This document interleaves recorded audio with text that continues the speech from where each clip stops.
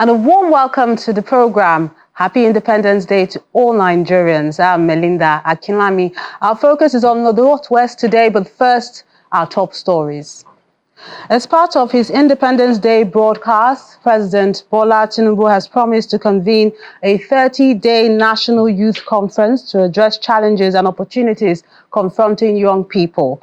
According to the president, the conference will discuss issues around education, employment, innovation, security, social justice, amongst other matters. While acknowledging the economic hardship experienced by citizens, he restated his commitment to address the challenges of high cost of living. The challenges of the day, we remain mindful of next generation as we seek to galvanize their creative energy towards a better future. We lead today with the future we wish to bequeath to our children in focus, recognizing that we cannot design a future that belongs to them without making them its architects. Considering this, I am pleased to announce the gathering of a national youth conference. This conference will be a platform to address the diverse challenges and opportunities confronting our young people, who constitute more than 60% of our population. It will provoke meaningful dialogue and empower our young people to participate actively in nation building by ensuring that their voices are heard in shaping the policies that impact their lives. We are creating a pathway for a brighter tomorrow. The 30-day conference will unite young people nationwide to collaboratively develop solutions to issues such as education, employment, innovation, security, and social justice. The modality of this conference and selection of delegates will be designed in close consultation with our young people through their representatives. Through this compact, it will be our job as leaders to ensure that their aspirations are at the heart of the conference deliberations. The government will thoroughly consider and implement the recommendations and outcomes from this forum as we remain resolute in our mission to build a more inclusive, prosperous, and united Nigeria. Our government is implementing several other youth-centric programs to give our young people an advantage in rapid changing world. We are implementing, among others, the 3 million technical program of the Ministry of Communications, Innovation and Digital Economy, aimed at building Nigeria's technical talent backbone. Nigeria's President Bola Ahmed Tinubu.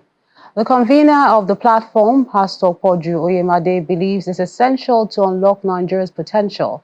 At the 2024 platform event in Lagos, which attracted a lot of personalities across the country, he says this will open a new chapter for Nigeria as citizens must create wealth and unlock the nation's full potential.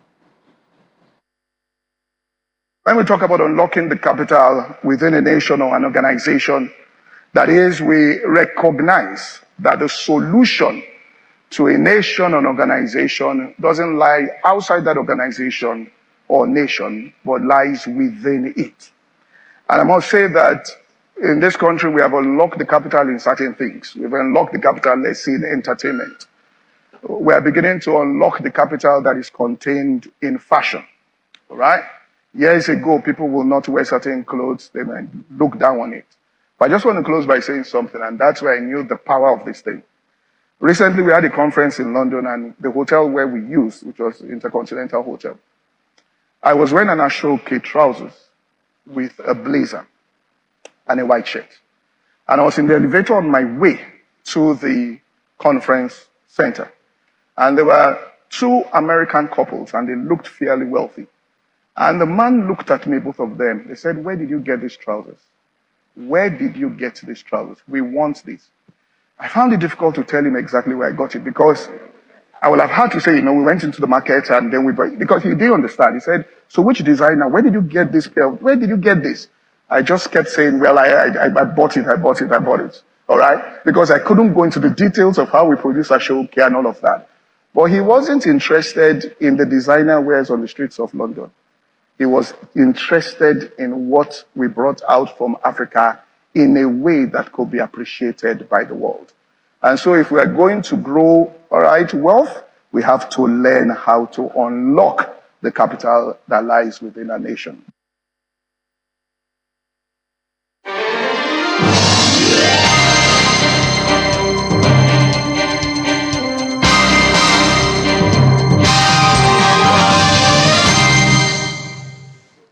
At Nigeria's Independence Parade in Kaduna State, Governor Uba Sani stated that the current economic challenges in the country is due to years of mismanagement and corruption, which almost crippled the nation. The governor explained that the president has introduced bold but difficult reforms to rebuild the economy and put Nigeria back on the path to sustainable growth and development. He emphasized that the president needs the full support of Nigerians to successfully guide the country through this turbulent period.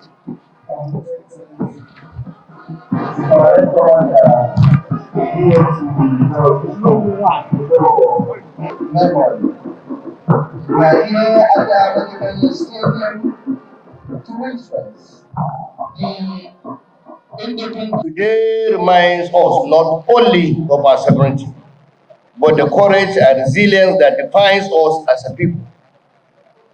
But the collective, we celebrate not just the freedom we have achieved, but the collective effort that has brought us thus far. We honor the struggle of our past, the sacrifices of our heroes, and the unwavering spirit of our people. The Kaduna State government, which are led by the grace of God, has been providing soup to the poor, vulnerable, and underserved persons in the state. We are investing heavily in agriculture, education, health, innovation, and entrepreneurship. Transformation of the road economy is on course, as many road projects have been completed and many others are ongoing across the states. We are working tirelessly to connect our market with our farm in order to address the problem of economic deficit and prosperity between the rural and urban areas of Kaduna State. We shall continue to build bridges, not walls, to foster inclusivity, not division, and to nurture hope, not despair.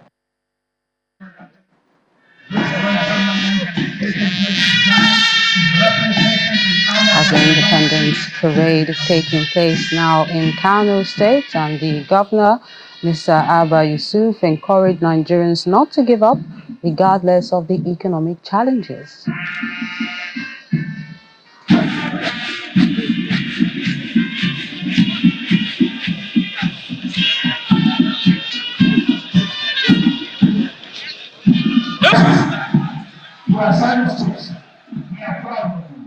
As we look ahead to the future, let us do so with optimism, unity, and a shared sense of purpose.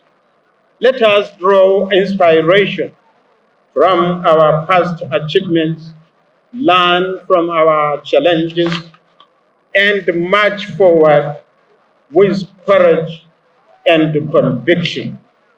I believe that together, by the grace of Allah subhanahu wa ta'ala, we can overcome any obstacle, achieve any goal we intend to achieve, and realize the full potential of our great nation. Fellow citizens, it is clear that we face significant challenges in our time, from economic pressures to social inequalities, from security concerns to the impacts of climate change. We are confronted with the obstacles that requires bold and innovative solutions. Yet we cannot allow these challenges to deter us from our goal of building a better future for all the citizens of Kano State and indeed Nigeria at large. The Zamfara state government has been asked to establish a peace commission to address the conflicts amongst the warring groups to restore peace and stability in the state. Stakeholders made the call during a close-out meeting on the initiative tagged Protecting Our Communities Through Dialogue, Early Warning and Early Response and Countering of Fake News to mitigate the current crisis in the region.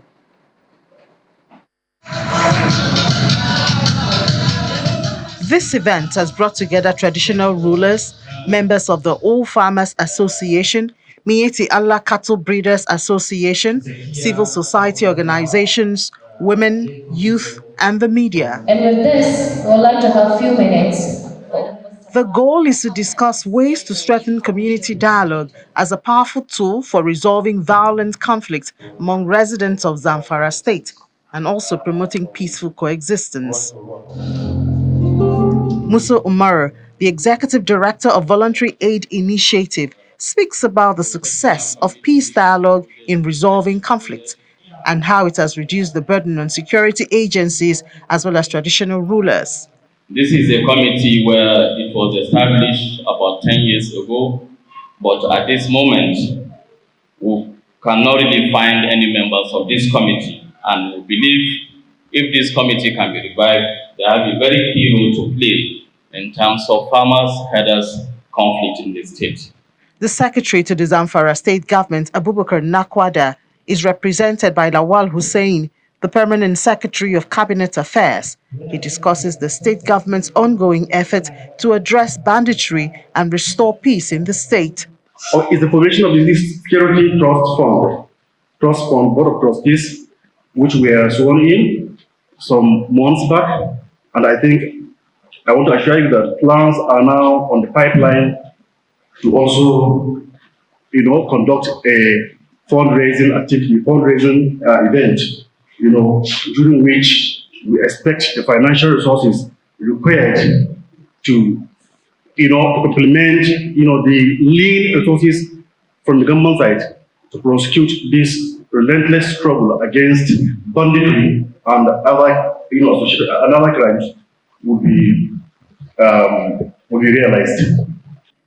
Stakeholders at the event stressed the importance of continuous peace dialogues within communities to encourage harmony and bring positive change, contributing to the nation's overall development.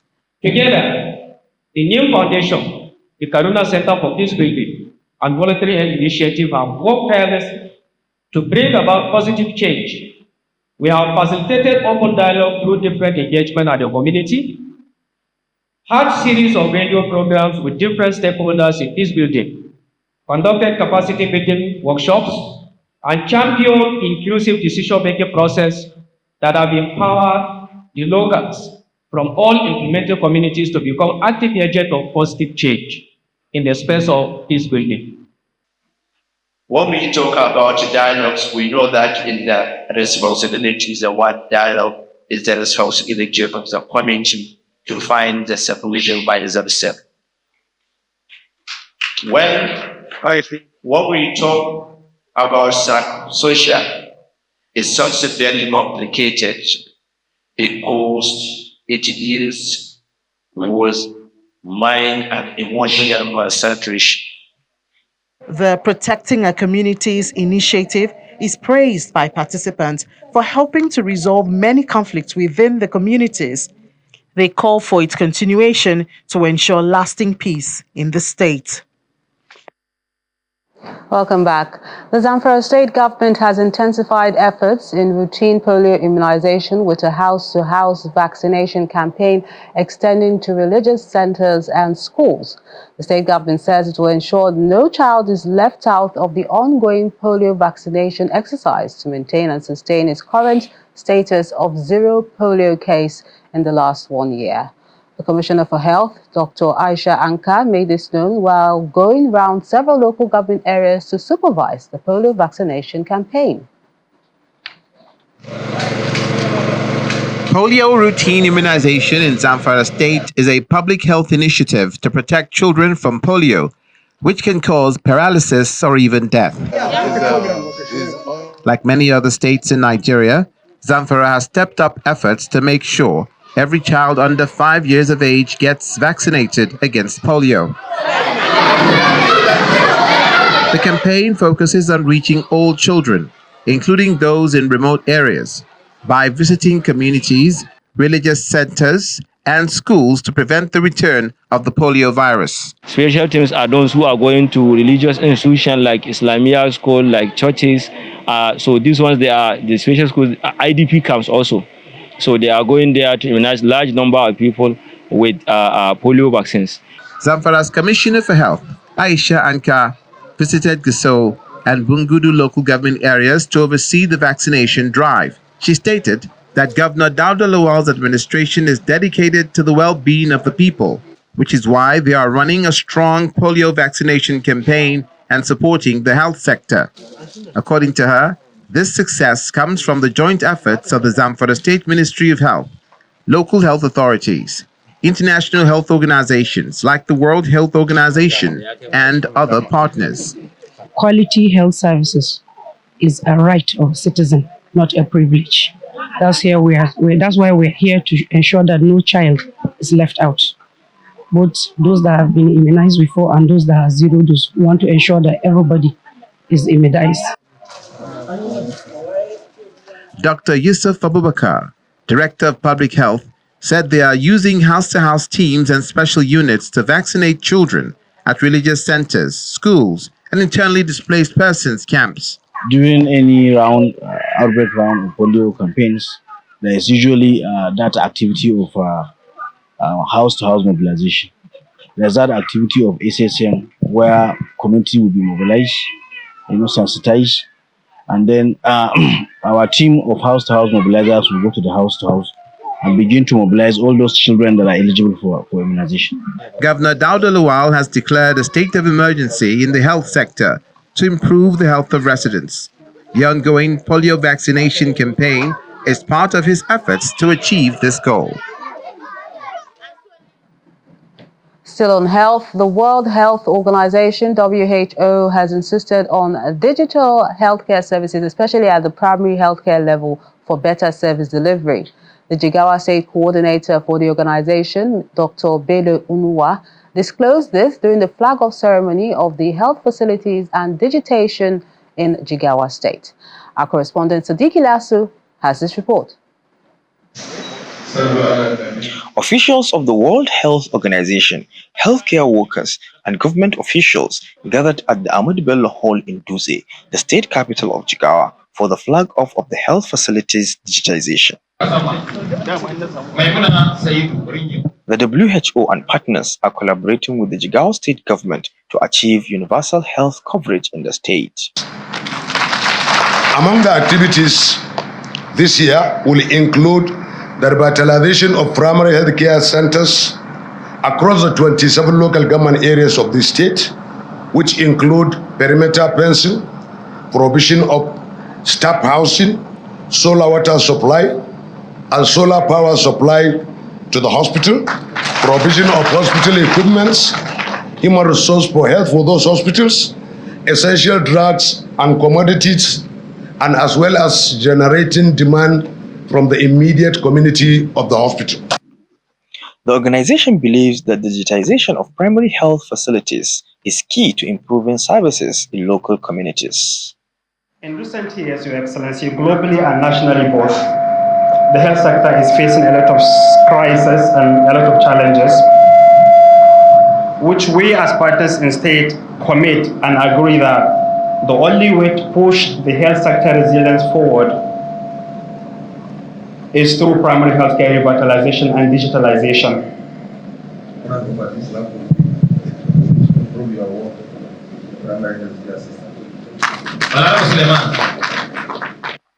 To achieve this, the state government is distributing laptop computers to health workers in the state.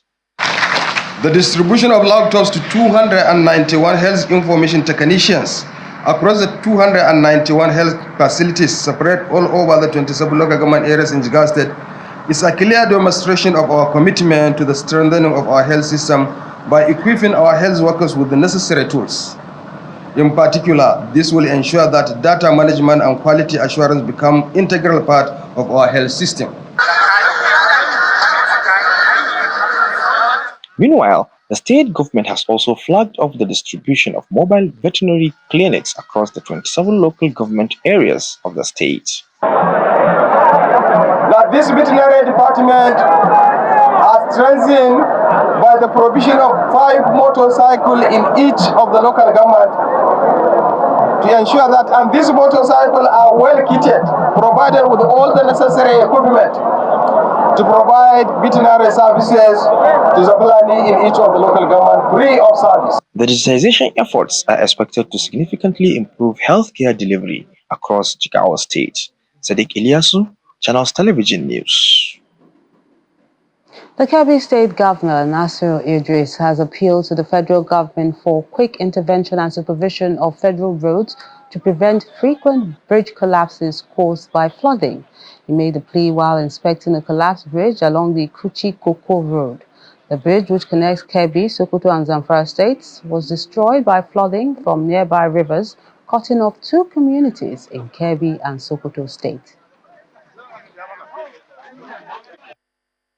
I have already intimated the Federal Ministry of Works and the Housing to ensure that they came into the ears of these 3 states. The road is very important to us.